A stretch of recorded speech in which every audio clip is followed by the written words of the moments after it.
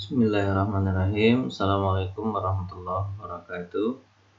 Alhamdulillah, syukurillah, salatu wassalamu ala rasulillah, haula wala quwata illa billah.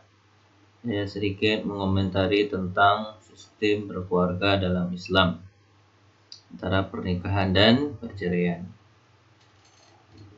Berkeluarga dalam Islam itu, pernikahan itu adalah disebut menyatunya dua insan, laki-laki dan perempuan yang dulunya haram, kemudian halal dengan nama Allah Subhanahu wa taala, dengan sumpah kepada Allah bahwa akan berlaku baik kepada pasangan, baik laki-laki maupun perempuan.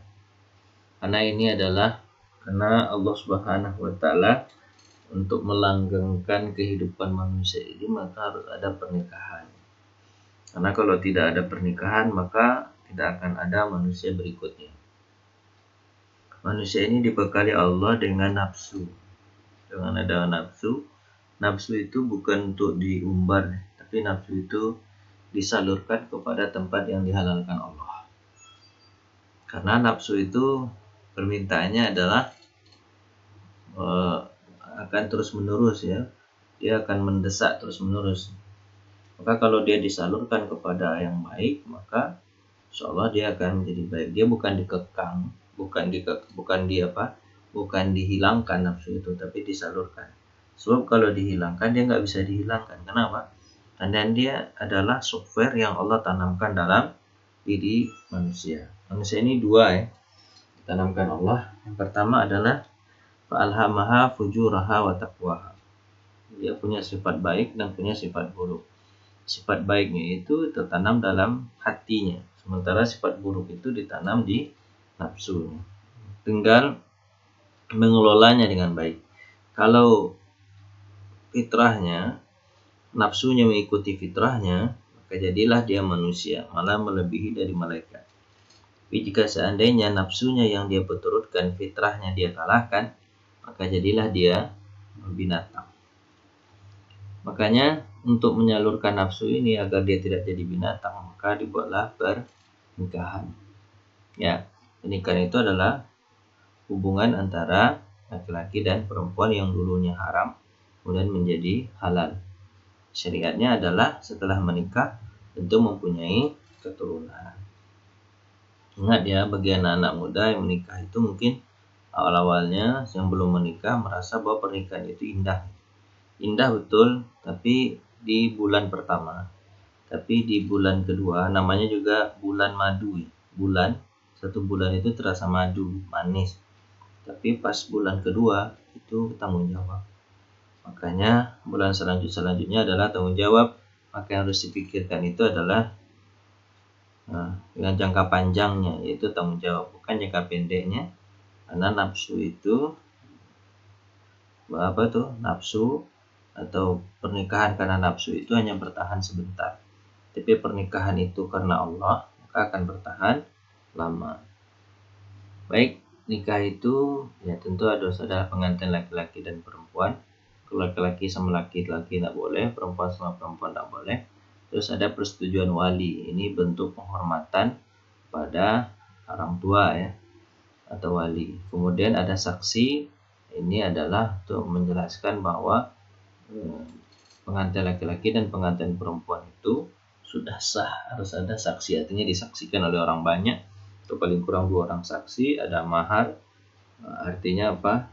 Mensyaratkan bahwa laki-laki harus bisa menghidupi perempuan tersebut untuk kehidupan. Kemudian ijab kabul atau akad nikah. Kemudian hukum pernikahan tentu berbeda-beda masing orang itu. Kalau dia akan terjerumus kepada dosa, hukumnya wajib.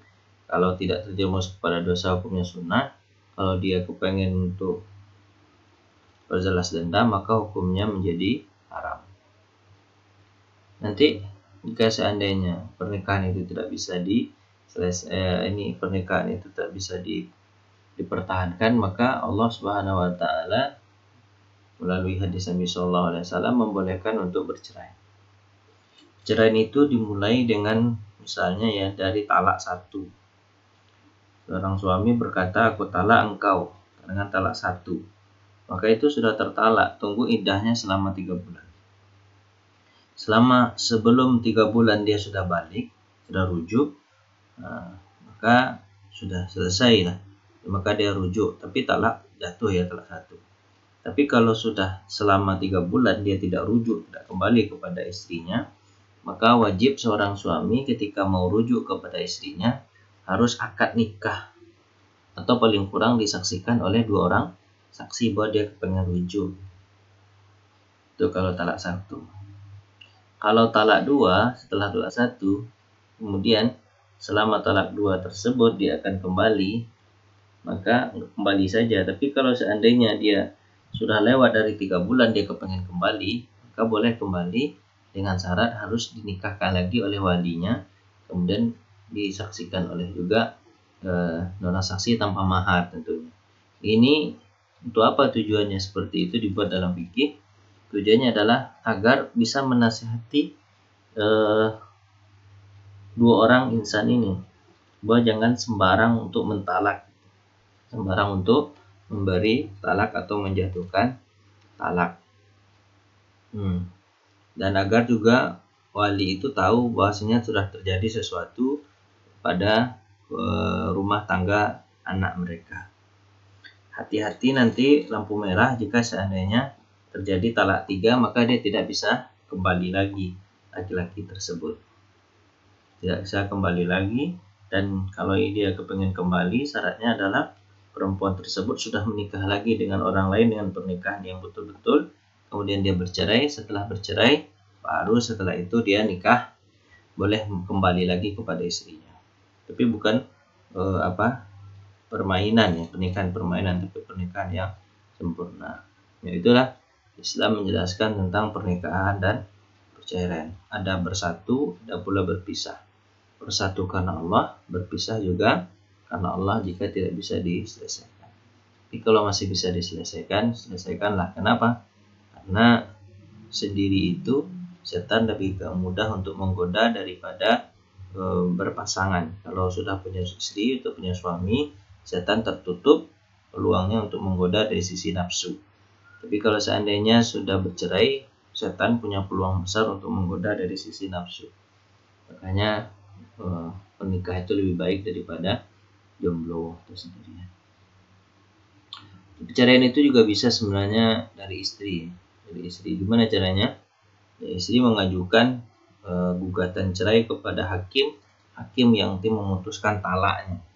Jika seandainya istri itu diperlakukan dengan tidak manusiawi seperti KDRT atau segala macam, istri bisa mengajukan perceraian kepada hakim, bukan dari omongan dia pribadi. Kalau laki-laki bisa langsung aku ceraikan kamu, berarti bercerai. Tapi kalau perempuan harus melalui proses hakim. Terima kasih untuk